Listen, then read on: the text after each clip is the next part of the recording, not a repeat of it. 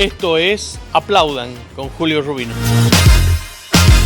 ¿Qué tal? ¿Cómo le va? Bienvenidos. Un nuevo capítulo de Aplaudan en este 2026.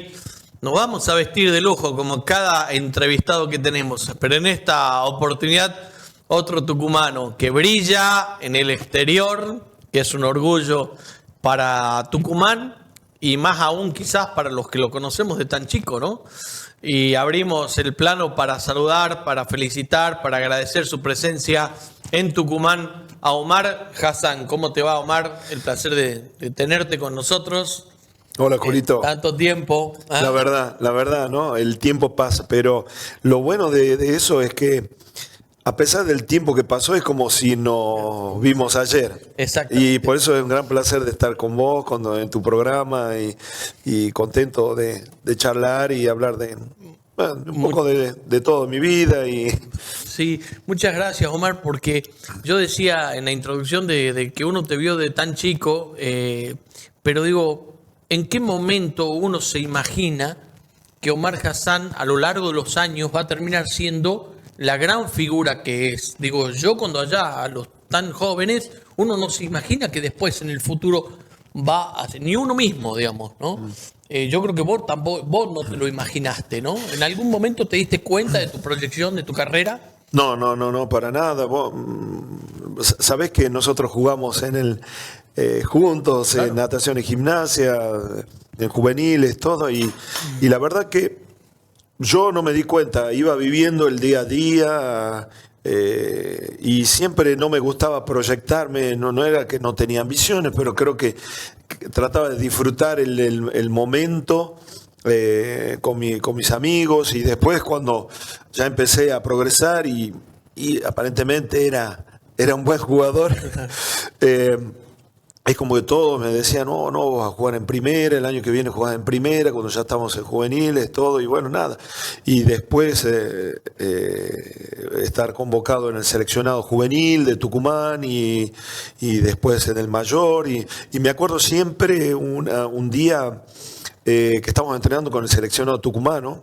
Yo tenía, creo que 20 años o 21.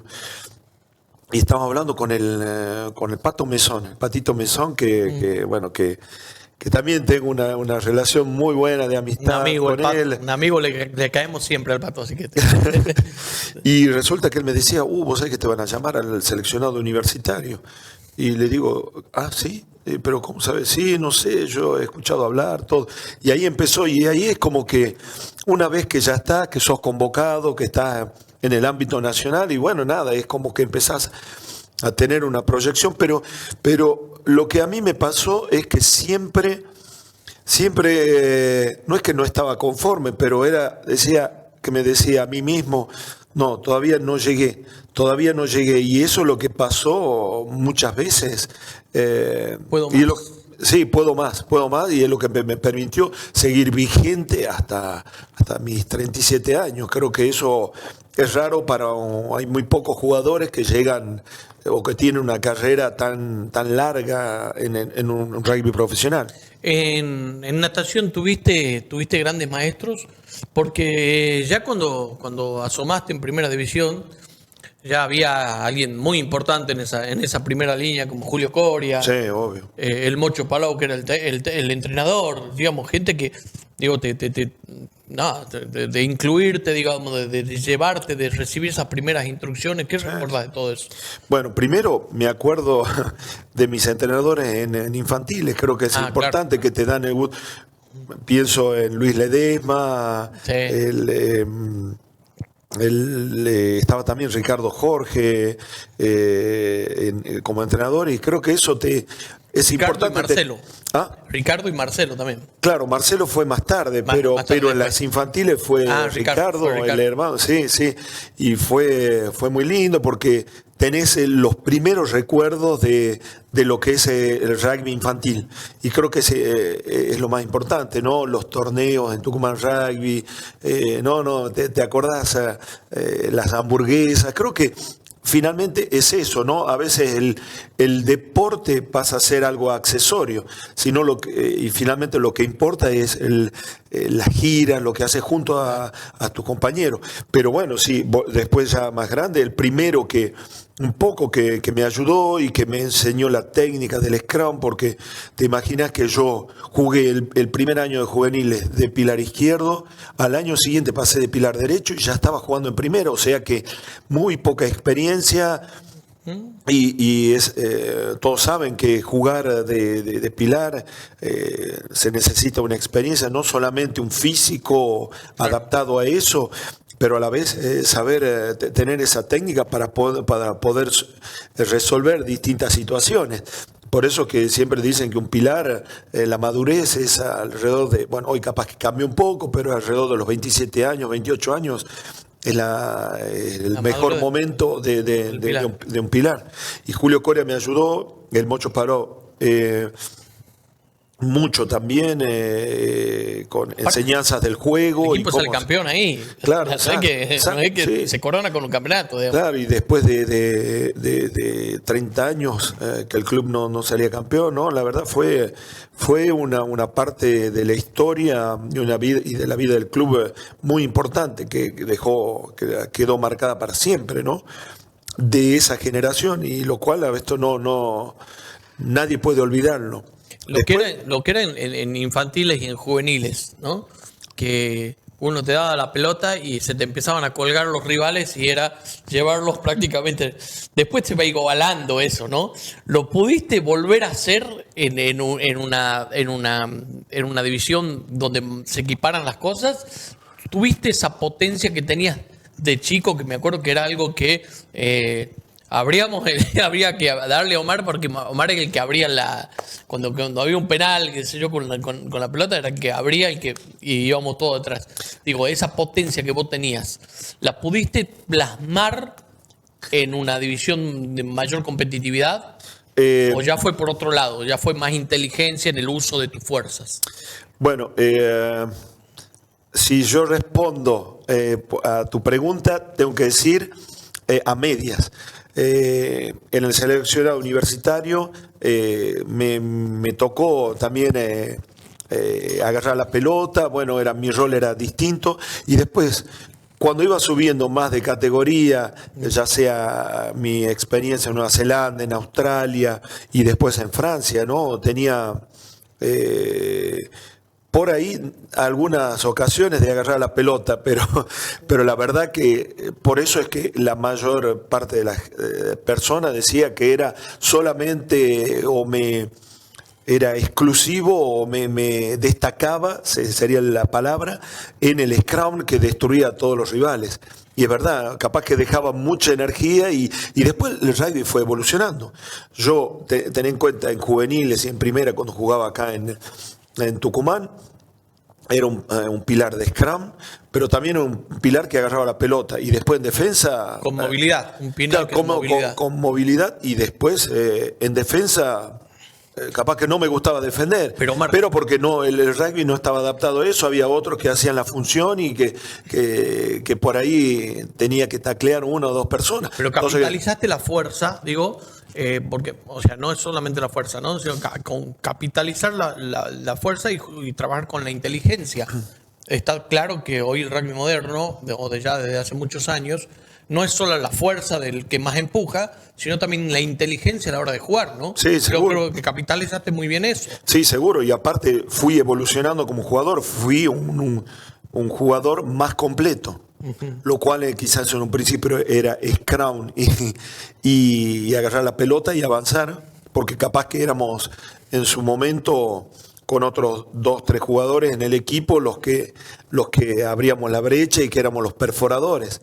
Después, seguramente en otros equipos había jugadores que estaban mejor capacitados que yo y yo tenía otro rol. Y como entrenador, ¿quién es el que te da ese salto por cuando te metes en la selección Tucumán o cuando ya sos un jugador de primera? ¿Quién es el que te da el salto ya del nivel profesional, ¿no? Que te permite obviamente después llegar a los Pumas? Si hay alguien, digo, que marcó en algún momento. Yo lo que puedo decir y el recuerdo que tengo es del Mono Rizzo. El Mono Rizzo en el segundo año de juveniles, me acuerdo que entrenábamos muy bien el scrum en oposición, que hacíamos pack contra pack, y me acuerdo que en ese momento, trabajando, encontré la manera de entrar en el scrum. Y de ahí, o sea, y más los consejos, todo a nivel del juego, el Mono Rizzo fue una gran persona. Y bueno, un gran formador, evidentemente. Un gran formador, sí. Y después creo que eso me ayudó después a tener la técnica. Seguí hablando con Julio Coria y siempre tuve gente que me iba dando consejos. Después más adelante en los Pumas, hablamos mucho con Diego Cash, y después nosotros ya en la etapa de Pumas,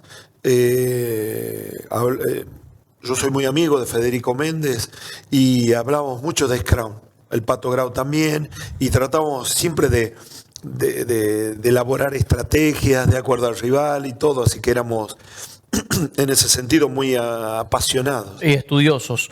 Sí. Y te metes en la historia del seleccionado tucumano de rugby, que la selección tucumano, la naranja, nada, ya venía precedida con nombres picantes, con torneos. Y vos entras en una camada de renovación en la cual obviamente mantienen ese prestigio, ¿no? Que hoy no deja de ser orgullo para el rugby de Tucumán lo que significó la naranja, ¿no? Sí, pero a la vez, mira, yo entré justo en una etapa en la cual había una renovación completa de todos los jugadores, porque los históricos, esos que crearon que llegaron a tener el título de campeones argentinos en el 85, que fue increíble, y que a mí tuve la posibilidad, si no me equivoco, creo que fue en el año 91, que me convocan como invitado en un partido que jugaban contra la selección francesa, esa de la Côte Basque Land. Sí. Y el primer, es más, guardo la camiseta sin número, Uribarri. Y la tengo ahí, que no me la dieron y nunca entré. Y ese creo, estuve con todos los grandes jugadores de esa época que yo admiraba mucho.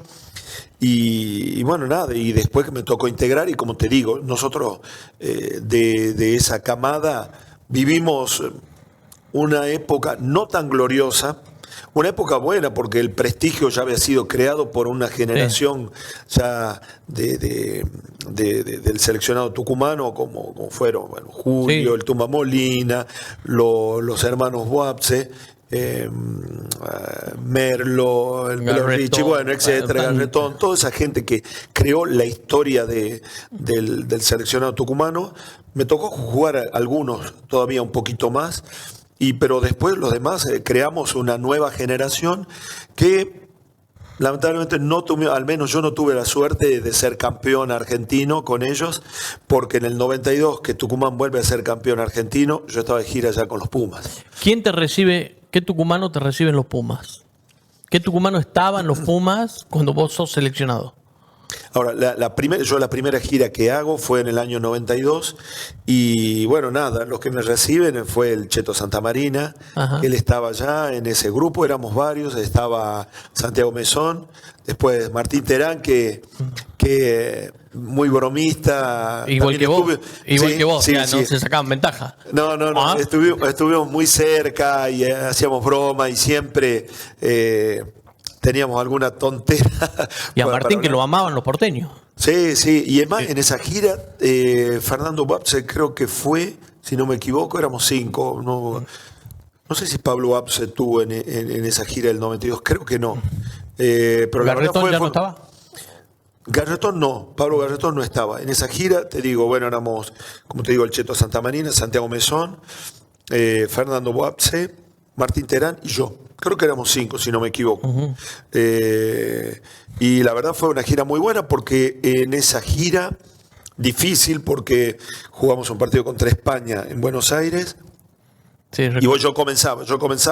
Después hacemos una gira a España, Rumania y después a Francia. Y en Francia yo no jugué ningún test match. En esa época se jugaban partidos en mitad de semana y después los test match. Así que, pero fue una experiencia, te imaginas, increíble a 21 años integrar Claro. esos partidos y esa gira con chicos que después fueron mis amigos. ¿Entraste Pumita o salteaste Pumita? ¿O no era tanto la onda Pumita en aquel momento? No, Porque hoy sí, está sí. mucho más desarrollado. No, pero lo que pasa, justamente estaba hablando con Javier Martínez, porque él Sí. fue Pumita Claro. en su primer año de juvenil. Yo en el primer año de juvenil del seleccionado tucumano no soy titular, entonces no me convocan después a los Pumitas, a pesar que yo tenía una buena proyección. Pero eso es lo bueno de hoy en día, que siempre tenés muchas más posibilidades de integrar un equipo nacional y bueno, nada, y comenzar a hacer también una carrera también en los seleccionados, en distintos seleccionados. En aquella época, si no estabas en los Pumitas, si no jugabas en tu seleccionado, el primer año era por una cuestión de edad, ya no podía ser convocado. Y después, al año siguiente, yo soy titular, pero yo estaba pasado ya de la edad que se requería para el campeonato del mundo. Pero bueno, nada. Lo bueno que eso no tuve revancha más tarde, así que La fue bueno. primera línea de natación en un momento era la primera línea del seleccionado tucumano. Sí, es verdad, sí. Y con Qué mucho grande. orgullo siempre veo esa foto que circula todavía por todos Sí. lados, que hemos jugado con una camiseta azul, me acuerdo, del seleccionado Tucumán, que era Julito Coria, Javier Martínez y yo. Sí. Así que la verdad muy, muy bueno, no, tuvimos años Y espectaculares. con Javier, nada, desde chico, con Javier desde chiquito, que hicieron todos juntos. En Sí, primera división, todo. sí.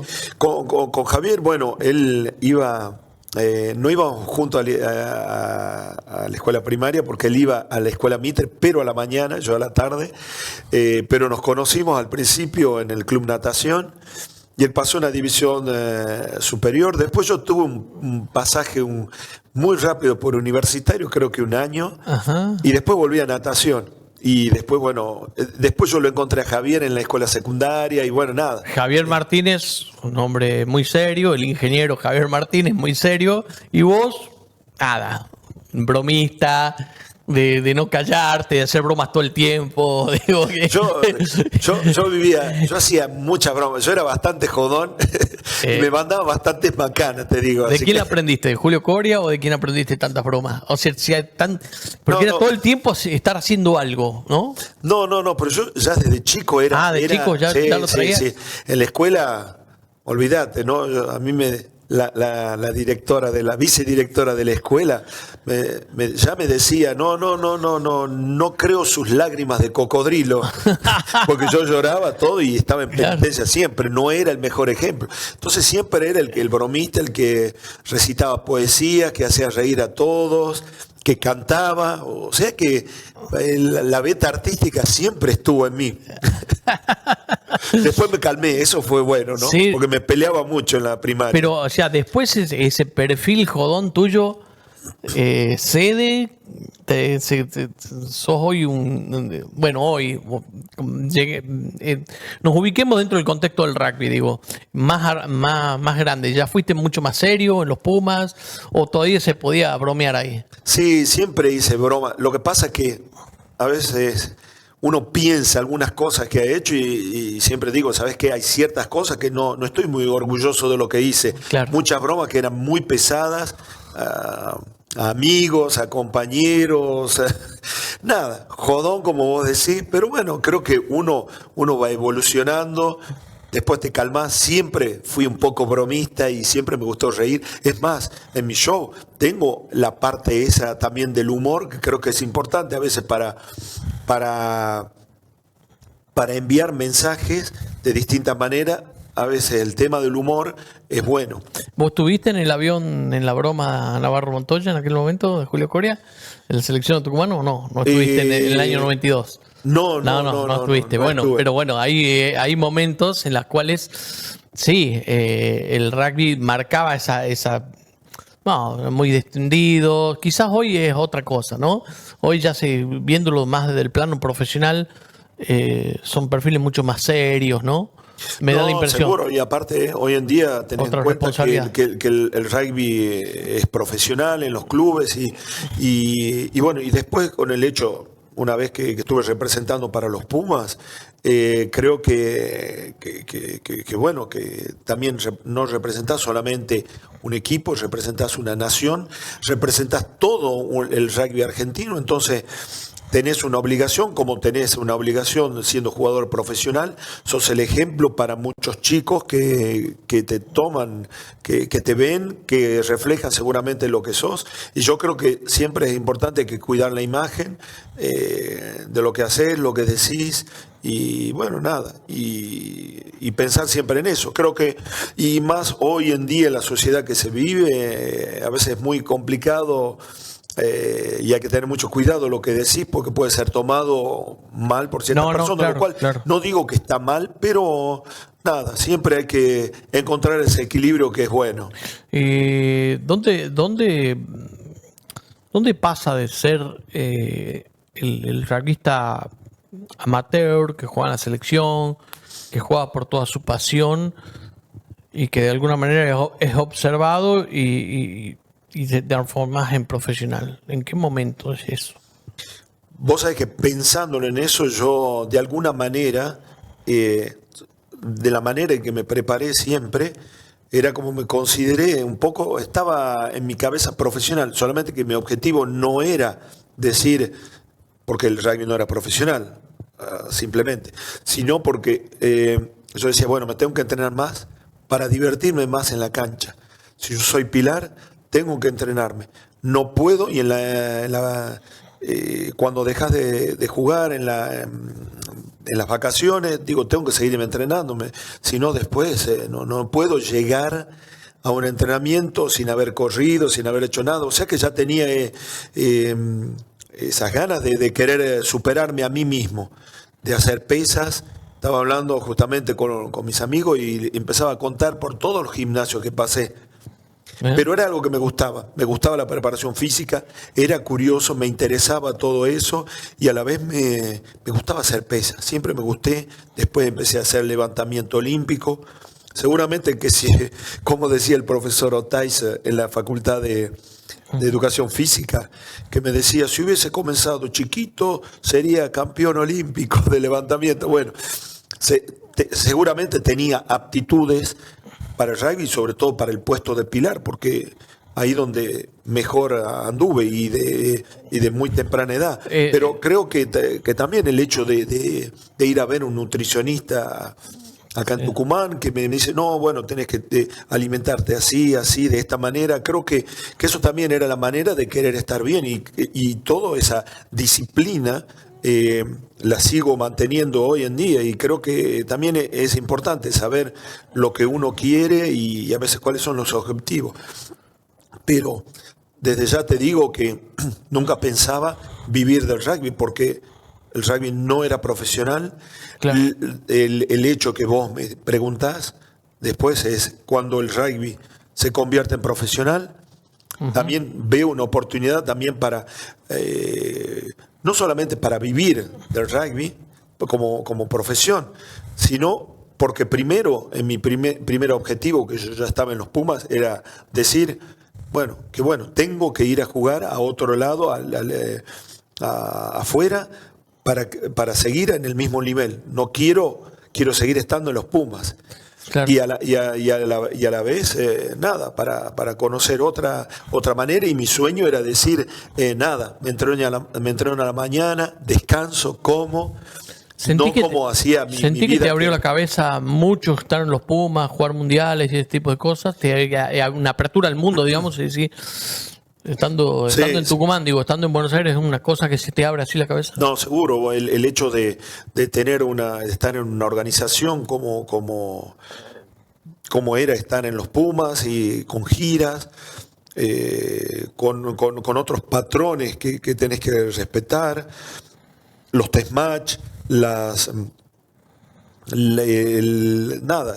vida del grupo, organizarse, a pesar que estamos, como decíamos, no sabíamos hacer nada, pasaporte, dábamos el pasaporte y no hacíamos nada, más nada, claro. Nunca cómo tramitar una visa, cómo Claro. nada, hacer el check-in de un pasaje. Creo que todo no, en ese sentido estaba bueno y a la vez no tan bueno porque no sabíamos, no tenemos esa independencia de decir cómo lo hacíamos, pero a la vez viajar, conocer otras culturas, jugar contra otras naciones, es como que te abre el espíritu. Después el hecho de jugar en clubes profesionales en otros países, ya de por sí, bueno, tenés que aprender el idioma y después aprendés a vivir en sociedad, en otro tipo de sociedad, en las cuales están un poco mejor organizadas, de otra manera, y bueno, eso a la vez te permite decir, bueno, hay cosas que no están bien, como yo digo siempre, no hay lugar ideal para vivir. Lo que seguramente no encuentro acá en Argentina o en Tucumán, en Francia no lo encuentro también. O sea, siempre hay cosas en una balanza y te digo, cada vez que estoy en Francia y todos los que me preguntan, ¿hace cuánto que no vas? Porque bueno, hacía 8 años que no venía, todo me dice, ¿y no extrañas? Sí, extraño, pero también supe adaptarme y también a intentar de una manera a vivir a veces a la distancia las cosas que mis amigos o la familia vivía Claro. el día a día, el cotidiano. Claro, te perdiste un montón de cosas. Y de eso quiere decir las alegrías, las tristezas, Claro. la gente que se fue y que no la pudo despedir. Entonces creo que eso a veces es un poco complicado, pero bueno, a la vez no te digo que te haces un muro como un escudo de protección a la distancia, porque si no, a la vez es muy complicado. Estamos con Omar Hassan, ya volvemos, vamos a la pausa y seguimos. Por tercer año, Caja Popular de Ahorros brinda su seguro escolar universal, integral y gratuito con respaldo del gobierno de Tucumán. Con cobertura total en todo el territorio, aseguramos igualdad de acceso y protección sin distinción en cada rincón de la provincia. Mediante una atención personalizada y acompañamiento permanente, el seguimiento se realiza desde que ocurre el siniestro hasta el alta definitiva, brindando respuestas inmediatas a las familias. El seguro escolar de Caja Popular de Ahorros no es solo una cobertura, es una expresión concreta de un Estado presente, fortaleciendo el derecho a una educación segura y garantizando tranquilidad a cada familia tucumana. En tiempos donde todo cuesta más, activamos el escudo social para acompañar a las familias trabajadoras. Entregamos 12.000 kits escolares al nivel inicial y a nivel primario, tanto a las escuelas de gestión pública como a las escuelas de gestión privada. Una inversión de más de 200 millones de pesos para generar igualdad de oportunidades. En Banda del Río Salí, la educación es prioridad y las prioridades se sostienen con hechos.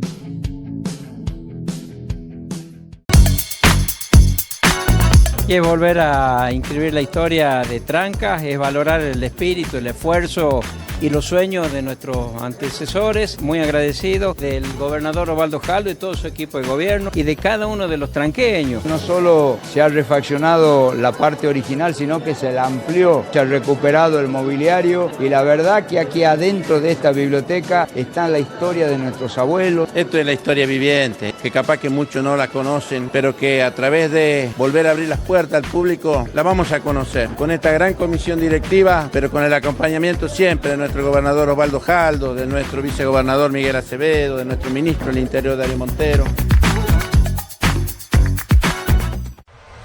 Viví el Mundial a lo grande con Pinturería San Juan. Sorteamos 20 Smart TV Samsung de 55 pulgadas, 5 por mes hasta junio. Con tu compra en nuestras sucursales, llena tu cupón y participa. Auspician Tersuave, El Galgo, Sinteplast, Farben, Alba, Petrilac y San Agustín Pinturas. Pinturería San Juan te lleva el Mundial a tu casa.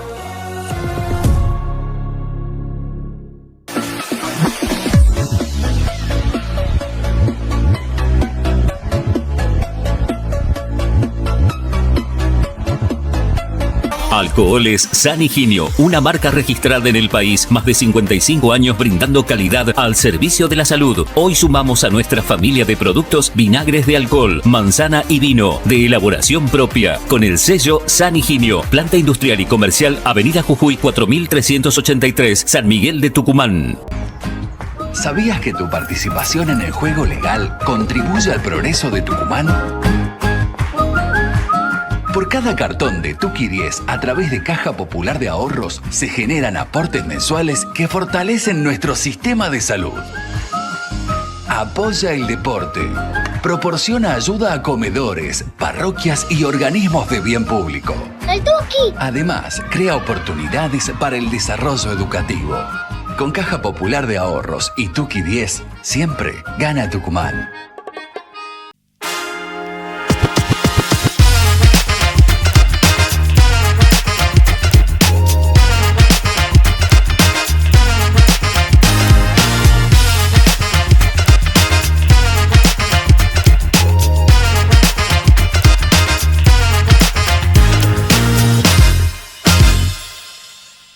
Continuamos con Omar Hassan charlando aquí en Aplaudan y bueno, ha llegado el momento de saludar, de felicitar y de agradecer, por supuesto, a la familia Bogo en la Pinturería San Juan.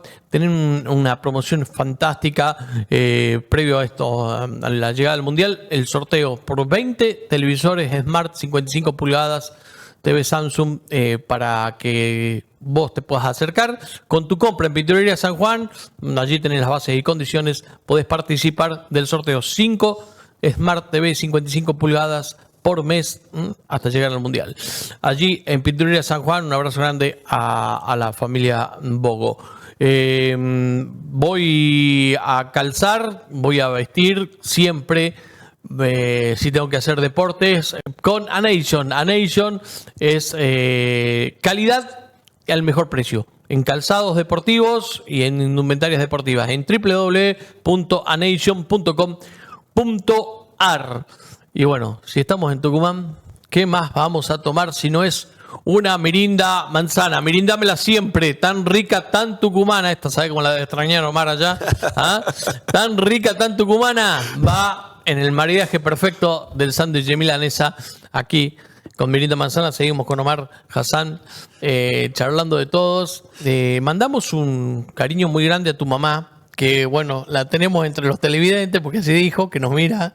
Así que le agradecemos. Pero contame, háblame de ella, porque hablaste de algo de esto de la familia, de estar lejos, y yo me imagino lo que te cuesta a vos y lo que le debe costar a ella, ¿no? También entra, obviamente, aparte de otros familiares, ¿no? Sí, bueno, mira, te digo, por suerte mi mamá pudo ir hace 3 años, si no me equivoco, a Francia, así que la pude disfrutar, y fue bueno. Después a mi papá lo vi después de 8 años, a mi hermana Florencia y a Adrián también, y su hijito Gaspar también lo conocí viniendo acá, porque también, a ellos hacía 8 años que no lo veía, así que bueno, es muy, muy lindo volver a encontrarse con la familia, a pesar que estamos siempre en contacto a través de WhatsApp y todo eso, y creo que eso a veces acorta las distancias, ¿no? ¿La hacías renegar a tu mamá? Sí, un poquito. Esto de la vicedirectora, esto que contaste del colegio, ¿la llamaban bastante o no? Sí, obvio, ella no podía más. Cuando yo le contaba a mis hijos, mira, los chicos no repitan lo mismo. Yo me acuerdo, mi padre tenían un supermercado ahí en la avenida Siria, donde siguen viviendo, y yo salía en bicicleta. Y mirá lo que... Yo capaz que era la beta artística. Agarraba una témpera roja, y una témpera roja me la ponía en el brazo, todo con un poco de agua, y me hacía que iba andando en bicicleta. Y que iba andando en bicicleta y que por ahí saltaba y me caía. Y me iba llorando, así como que llorando, y me decía, mamá, ¿te imaginas como que me hubiese abierto, que me sangraba? Claro. Mi mamá, pobre, estaba No, la hice sufrir. Las cosas que... ¿no? Bueno, también mi mamá me tuvo ahí cortito, ¿no? ¿Tuvo cortito? ¿Era exigente? No, bueno, nada, normal. Creo que como toda madre en su época, creo que ella nos formó, estuvo también con, te imaginas, 5 chicos. Bueno, mi papá estaba ahí, después se fue a trabajar en el campo, todo con mi abuela, pero creo que ella, como todas las madres, ¿no? Son las que están más presentes con los hijos. ¿Cómo siguieron tus padres tu carrera deportiva? Y ellos siempre orgullosos bueno, siempre fueron perfil bajo, nunca tratando de decir quién eran, nosotros somos los padres de... Claro. No, al contrario, pero creo que siempre de cerca o de lejos. Yo me acuerdo la primera vez que mis padres me vinieron a ver, cuando había jugado, fue en un partido en primera, y la verdad que estaba feliz que ellos me vean jugar. Después mis hermanos ya antes habían ido a ver algún partido de juveniles. Y bueno, y después mis 2 hermanos siempre estuvieron conmigo. Claro. Jugaba en primera, era ya sea Adriano o Emiliano, siempre andaban conmigo, jugaron en el club también, en natación, así que era otro tipo de relación, pero siempre con mis hermanos en ese sentido estuvimos muy unidos, siempre estuvieron y están ahí apoyándome en todo lo que hice en las distintas etapas de mi vida. ¿Dónde nace el cantante, el barítono sos, ¿no? Sí, barítono. ¿Dónde nace el artista de alguna manera? Disculpa, hace un rato nombraste a Ricardo Jorge, que sabía interpretar canciones fantásticas. Digo, sí, yo, sí, ¿verdad? Digo, capaz que ahí que agarró algo, Mirá, bueno, aunque no lo hacía obviamente en los entrenamientos, ¿no? Mirá, pero digo, te vinculaste con gente que tenía la virtud de cantar o algo desde chico, o no, o nació de otra forma. yo creo que nació primero en la escuela primaria. Por eso que para mí es muy importante transmitir a los más chicos, porque no sabes en qué momento despertás esa beta artística o en los chicos, ya sea en el deporte o en la parte cultural. Y justamente me acuerdo que en la escuela primaria tenía, me acuerdo todavía, la maestra de música, la señorita Alegre, que le mando un beso grande, que se acuerda todavía, porque como estamos en el grupo de la escuela Mitre, algunos de los chicos me dicen, sí, la crucé a la señorita Alegre, todo, y ella era la maestra de música y hizo algo espectacular, o sea, creó un coro en la escuela primaria. Y por supuesto, todo yo había empezado, por eso lo que digo, empecé a cantar antes que jugar al rugby, porque tenía 7 años y ahí integramos un coro de la escuela primaria. ¿Pero cómo sale esa selección? No, seguramente ella vio algo que tenía algo, cantaba bien, que me gustaba, y bueno, seguramente ella me propuso y dice, no, vení, ¿querés venir al coro? No me acuerdo exactamente, capaz que ella se puede acordar mejor. ¿Y te acordás qué te gustaba cantar? ¿Te acordás qué te llevaba, qué te llamaba, qué seguías? Mirá, era muy gracioso, porque yo era ya desde chico un niño que no le gustaba la música que cantan la mayoría de los chicos. Yo me acuerdo que cantaba el Puma Rodríguez y que decía, ay, qué buena está la fiesta. O si no, cantaba esa, dueño de ti, claro. Dueño de qué. y mis amigos me miraban y me decían, pero Omar, ¿por qué cantas eso? Y se burlaban un poco. Bueno, pero y los de tu edad, a tu edad, estábamos con Parchís. Ya, bueno, Menudo. También canté Parchís. A mí me gustaba como a todos los chicos, ¿no? Pero también me gustaba Frank Sinatra, o sea, claro, incluso hasta ahora todos los crooner que crearon también un estilo particular en su momento, creo que fue en las décadas de los 60, si no me equivoco, 60, 70. Y es increíble, hay el tipo de música de los años 60 del mundo, todo hasta ahora es una música que siempre me gustó. Después, un poco más grande, cantaba mucho folclore. Creo que también a veces ese tipo de educación musical viene de la escuela, ¿no? Viene de la música tradicional, que es muy importante, digamos, enseñar a los chicos en la escuela. ¿Incorporas el tango en algún momento o no? Y el tango, sí. Pero el tango no lo entendía cuando era ni chico ni adolescente. No, claro. Pero creo también forma parte de la cultura de nuestra idiosincrasia también Claro. argentina, de la música tradicional. Y el tango, como todos, yo conocía muchos tangos, nunca los había cantado, o muy poco. Y fue al final, estando en Francia, que mi profesor de canto me dice, bueno, esta primera vez que vas a subir al escenario, ¿qué te parece cantar un tango? Bueno, y aprendí, ya lo conocía, pero ponerlo, cantarlo acompañado de un pianista, todo era como, cambiaba, y me acuerdo que el primer tango fue Sur. Mirá vos, Sur. Y después siguiendo, seguí trabajando todo mientras vivía en Allen con esta historia del tango, ya estaba con la opereta, con la ópera, con las canciones napolitanas, y siempre con una parte de tango, de música tradicional. Y en un momento dado mi profesor me dice, bueno, encontré a alguien para que grabes un álbum de tango. Así que me puse a trabajar. Finalmente ese proyecto no se hizo, no se concretó, se anuló, y yo tuve una revancha más tarde, o años más tarde, cuando ya siendo profesional en Toulouse, hice mi primer show de tango con un pianista que acompañó durante muchísimos años, un gran cantante francés que se llama Charles Trenet, y que él aceptó hacer también ese primer show conmigo, y también fue mi primera experiencia como solista estando en un escenario. Corregime si me equivoco, pero tengo una imagen tuya dando vuelta en concentraciones o en algunos lugares con los equipos, en los Pumas, o sea, la selección tucumana, en la cual vos te parás y empezás a cantar y todos te alientan a que vos cantes. ¿Puede ser algo así? ¿Te hacían cantar así en lugares donde estaban, no sé, concentrados, o en alguna reunión de los jugadores? Sí, Tercer tiempo, no sé. En realidad por ahí era en terceros tiempos, pero muy seguido había sido cuando éramos invitados a las embajadas argentinas en distintos lugares. Claro.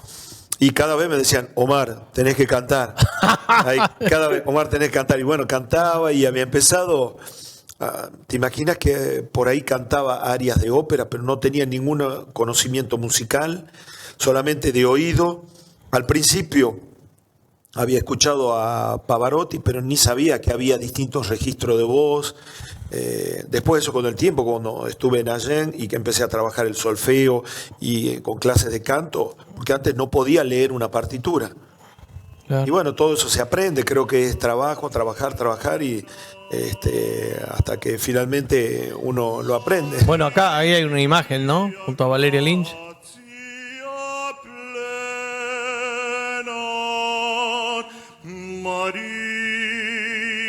Gratia plena, ave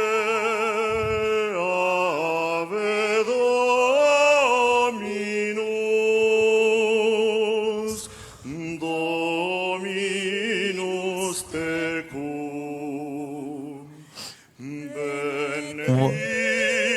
Contame de esta experiencia que, bueno, evidentemente te llegó una convocatoria. ¿Cómo fue? Sí, la verdad, ese fue un momento espectacular. Veníamos del Mundial, de haber conseguido el tercer puesto. Y Año 2007. Sí, fue el 2007, al final del 2007.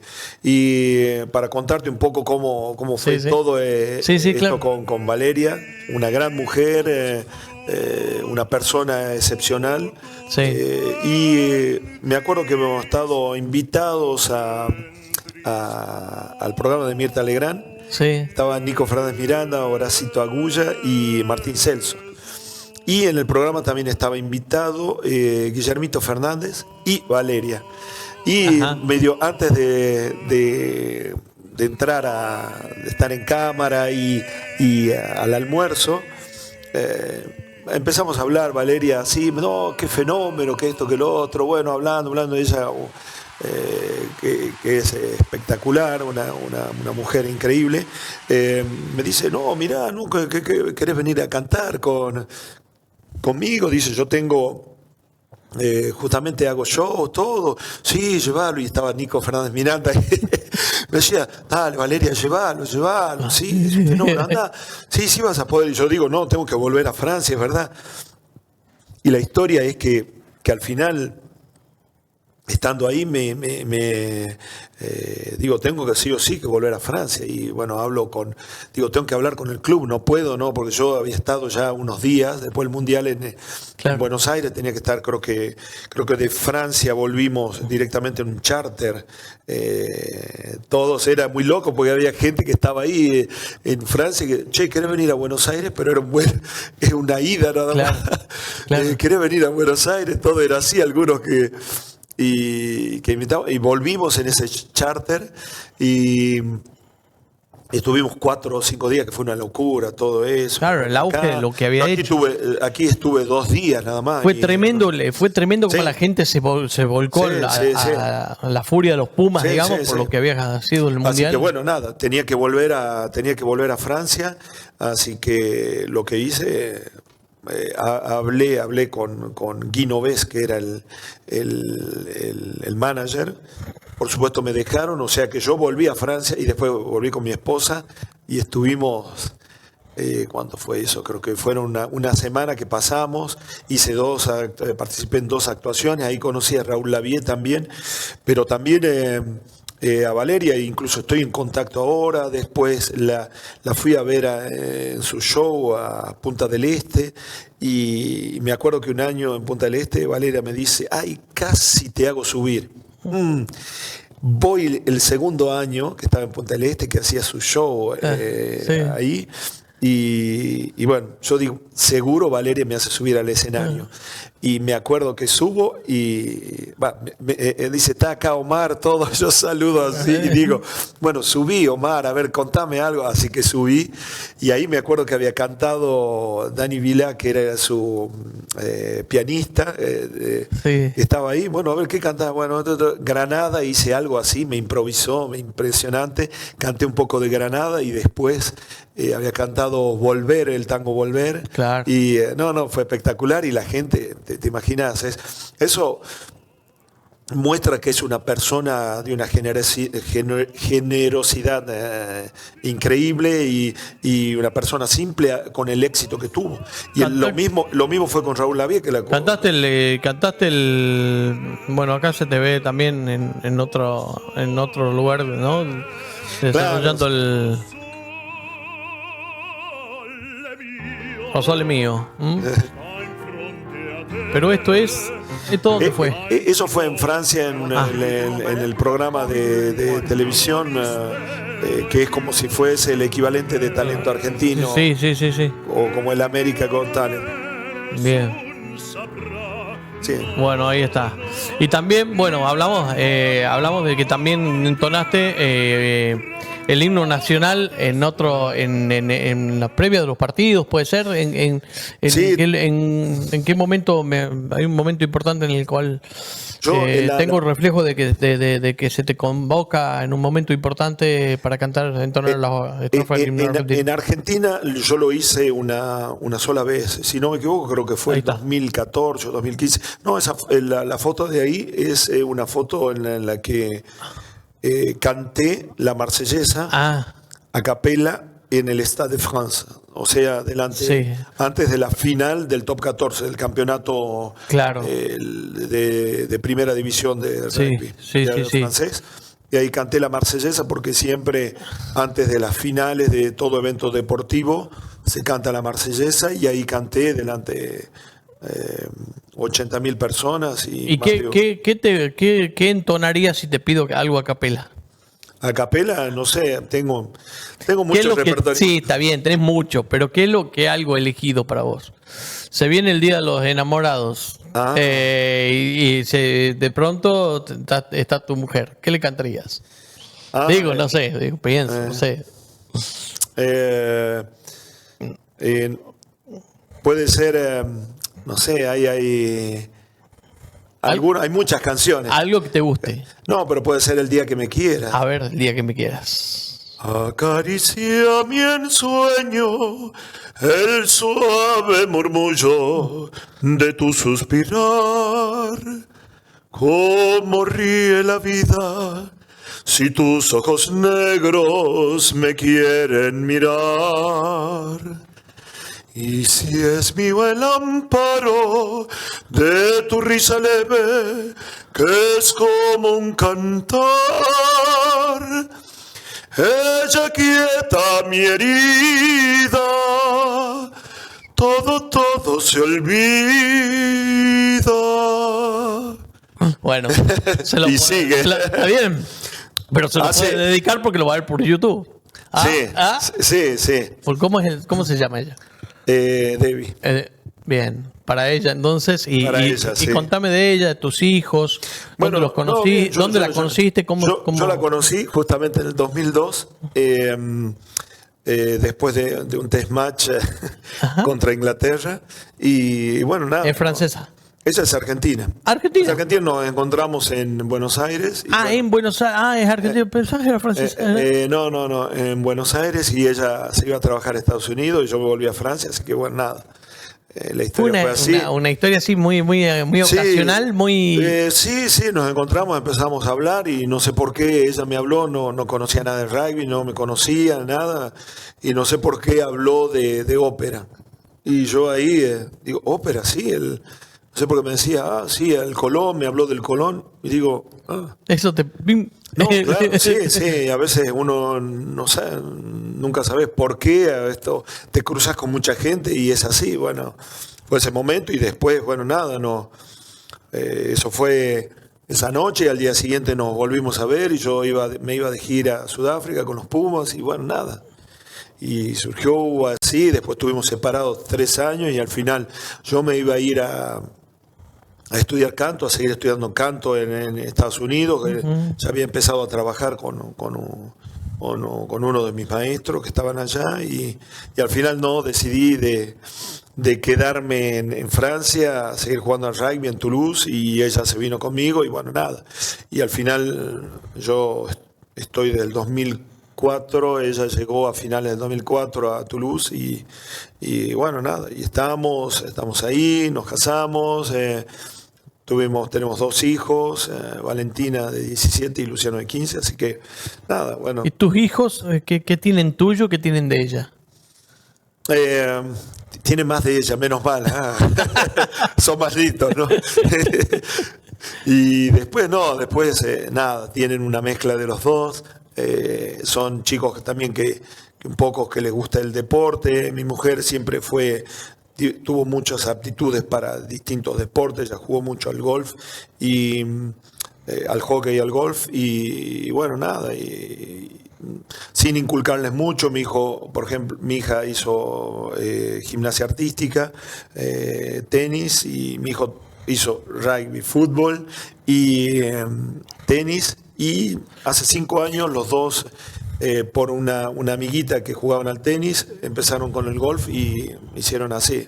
Y así que ahora el deporte de los dos es golf. Mi hijo de vez en cuando volvió un poco al rugby en un club que está cerca de mi casa, así que bueno. Pero dejaste el rugby, cuando terminó la actividad profesional del rugby, que sigue con el canto, qué sé yo, de pronto te quedó tiempo. Digo, ese tiempo, ¿empezaste a llevar a los chicos a la escuela? ¿Cómo así buscarlos y llevarlos de la escuela? Yo creo que tuve suerte, vi cómo vivieron mis amigos, mis compañeros de club, que ellos tenían los hijos también que tuvieron antes que yo. Entonces yo en ese sentido tuve la suerte cuando terminé mi carrera deportiva, mi hija nació. O sea, nació, por eso me acuerdo cada vez, ¿hace cuánto que terminaste de jugar? 17 años. Ella nació en septiembre del 2008 y bueno, pude dedicarme a ella. Después mi hijo nació un año y medio después, así que pude compartir esa etapa de bebé, de niños, que a veces pasa tan rápido y por una u otra razones, a veces por el trabajo, generalmente hay etapas que por ahí uno digamos, no las puede vivir y bueno, eso me tocó realmente disfrutarla con ellos y creo que para mí era importante también eso. Haber sido Puma, bueno, te marca, te pone en una posición en la que que no es de todos, ¿no? Y es selectiva de alguna manera. Y eso hace que ustedes de alguna manera mantengan comunicación. ¿Sos un motivo de consulta entre algunos, bueno, referentes? ¿Seguís a los Pumas? ¿Seguís la actividad del rugby? ¿Seguís a la gente de Tucumán también? ¿Estás conectado con unos y con otros? Sí, sigo conectado, más o menos conectado, sí, con todos, con los chicos de los Pumas, con Felipe, que es entrenador, y cuando estaban otros de los entrenadores, siempre tratando de apoyarlo y